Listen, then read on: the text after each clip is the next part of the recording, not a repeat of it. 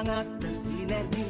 ASN Pilarasi, mari bekerja sepenuh hati, berorientasi pelayanan, akuntabel kompeten, harmonis loyal, adaptif dan juga kolaboratif. Berawal ASN, maksimal ASN, berawal.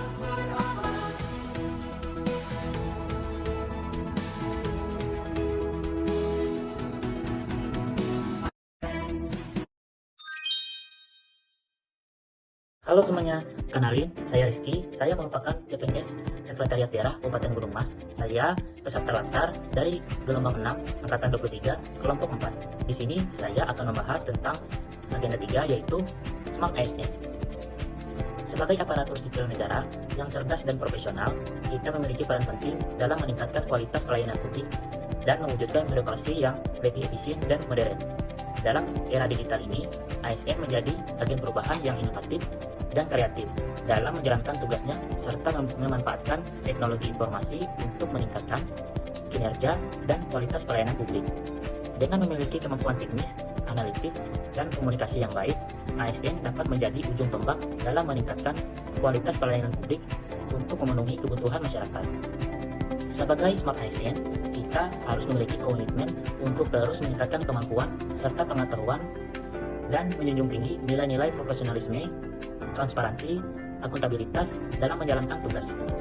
Sebagai ASN, harus memiliki kecakapan literasi digital yang bagus, tidak hanya mampu mengoperasikan perangkat keras ataupun perangkat lunak. Kita juga harus mampu bermedia digital dengan penuh tanggung jawab.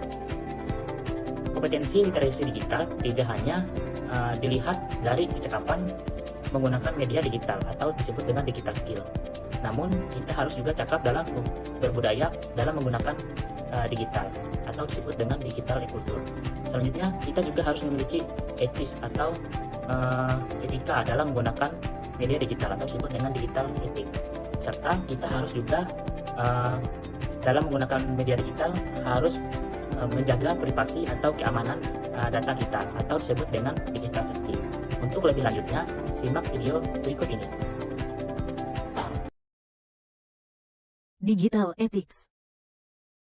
Etika digital adalah pedoman agar kita tidak hanya cerdas secara digital, tetapi juga bijak dalam bersikap. Melindungi data pribadi agar terhindar dari penyalahgunaan, sopan dan menghormati hak orang lain serta jujur dan bertanggung jawab menggunakan teknologi digital adalah prinsip dasar digital ethics. Contoh masalah tanpa adanya digital ethics adalah penyebaran hoaks dan disinformasi, kebocoran data dan penyalahgunaan data pribadi, cyberbullying, plagiarisme digital, penipuan online, ujaran kebencian dan diskriminasi, hingga kecanduan digital. Hal sederhana dalam etika berdigital adalah dengan bijak membagikan informasi, melindungi data pribadi, dan menghormati orang lain di ruang digital. Digital ethics menjaga prinsip kehidupan manusia agar tetap aman dan bijak di era teknologi yang semakin maju dan canggih. Hey Sobat ASN, hampir semua hidup kita sekarang ada di sini, di ponsel, laptop, dan cloud. Kita belajar, belanja, bahkan hangout di dunia maya. Tapi, seberapa aman data dan akun kita? Sama seperti di dunia nyata, di dunia digital juga ada risiko. Itulah kenapa kita harus paham digital safety. Kunci nomor 1, kata sandi kuat. Anggap kata sandi itu kunci pintu super canggih untuk semua aset digital Anda. Jangan pernah pakai nama peliharaan, tanggal lahir, apalagi 1, 2, 3, 4, 5, 6. Itu sama saja mengundang peretas masuk. Kata sandi yang kuat harus punya 3 ciri, panjang, minimal 12 karakter. Kompleks, campurkan huruf besar, huruf kecil, angka, dan simbol. Dan yang paling penting, unik. Buatlah rasa unik yang mudah Anda ingat tapi sulit ditebak orang lain. Contoh, saya suka kopi pagi 2025. Dan, gunakan password manager untuk menyimpan semua kunci rahasia Anda. Kunci nomor 2, jaga informasi pribadi Anda. Setiap unggahan, komentar, atau foto yang Anda bagi menciptakan jejak digital yang akan melekat selamanya.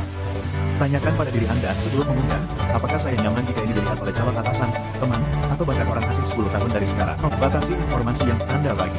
Jangan pernah publikasikan informasi sensitif seperti alamat rumah, detail kartu bank, atau jadwal liburan keluarga secara terbuka. Selalu cek pengaturan privasi media sosial Anda. Pastikan postingan Anda hanya bisa dilihat oleh orang-orang yang Anda izinkan. Anda yang pegang kendali, bukan sebaliknya. Skip terakhir, dan sering jadi jebakan, waspada phishing dan scam. Phishing adalah upaya penipuan untuk mencuri data Anda, biasanya melalui email, pesan teks, atau telepon palsu. Mereka sering menyamar sebagai bank, perusahaan terkenal, atau bahkan teman Anda. Selalu perhatikan ini, URL dan alamat email. Apakah alamat email pengirimnya aneh?